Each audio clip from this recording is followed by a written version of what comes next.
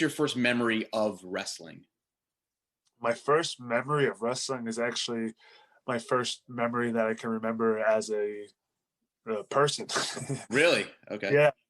Like, I remember playing with like my Teenage Mutant Ninja Turtle action figures, and I was watching like WCW Saturday Night, and like I was pretending Ric Flair had the one guy and they weren't really Ric Flair and Sting, but I was pretending they were Ric Flair and Sting, and they had him in the figure four leg lock, but the guy's leg broke off, and I was crying, and then for Christmas that year, I got a whole bunch of wrestling figures. Oh man, by that point, like, I was craziness, So, couldn't miss it. Always watching it.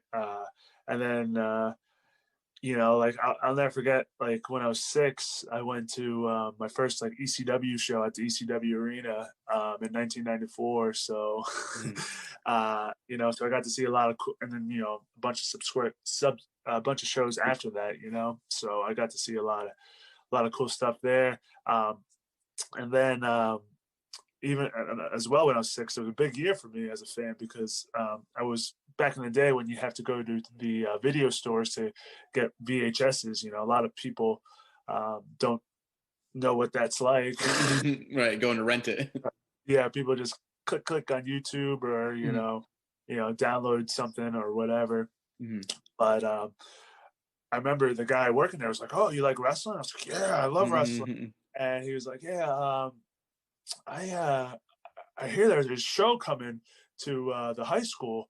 And I was like, "Really?" And he's like, "Yeah, there's going to be a Doink lookalike contest." And I was like, "Oh my gosh, I got to win this Doink lookalike contest because this will be my in. I'll get into the wrestling business based off of this. I'll win this and, we'll be off to the races."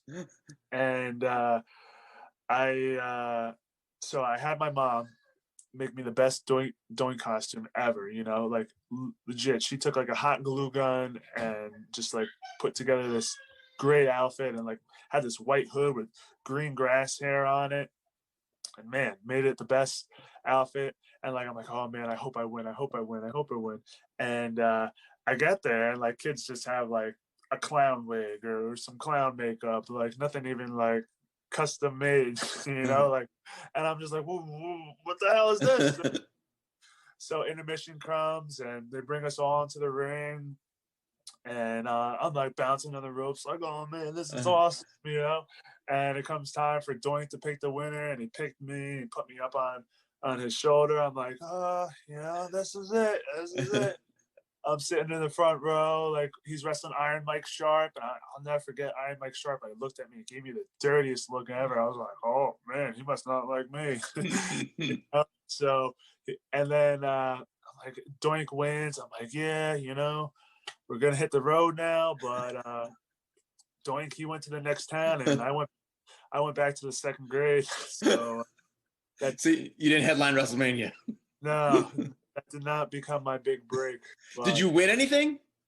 I remember I won a platter of cookies, a big platter of cookies, and a stuffed animal Smurf. If I don't know if people even remember the Smurfs anymore, but I won a VHS copy of the show that day. Nice. So I got like a copy of me in the ring and all that, and then also. My cousin was an indie wrestler at the time, and he pulled some strings to let me go in the locker room and meet some guys. And I was like, oh my gosh, this is amazing, So after the show, I got to go in the locker room and, walk around with my pen and pad and be like, hey, can you sign this, please, And I'll never forget, I see Superfly Jimmy Snuka. I'm like, oh my gosh, Superfly Jimmy Snuka, let me go get an autograph. And I'm running up to Superfly Jimmy Snuka, and he just stands up and he's getting changed, and he pulls his trunks off, and I'm like, oh my god! I just turned around and went the other way. I never looked at Superfly Jimmy Snuka the same again. That's traumatizing. Yeah. So I'm picturing you now. Wait, when that happened, when you see Jimmy Snuka's junk, are you dressed as Doink? Is that the same show? Yeah. Yes. So Jimmy Snuka, I really need to get a cartoonist to recreate this moment because I need Jimmy Snuka's towel down and a young Rhett Titus dressed as Doink in the locker room. Like, that's golden. That's the greatest story ever. Hey, maybe he thought I was Dink or something, or Maybe. you know, he thought I was one of the boys, and just didn't know I was a 6-year-old kid. So, like, with a background like that, I was basically meant to get into the wrestling business.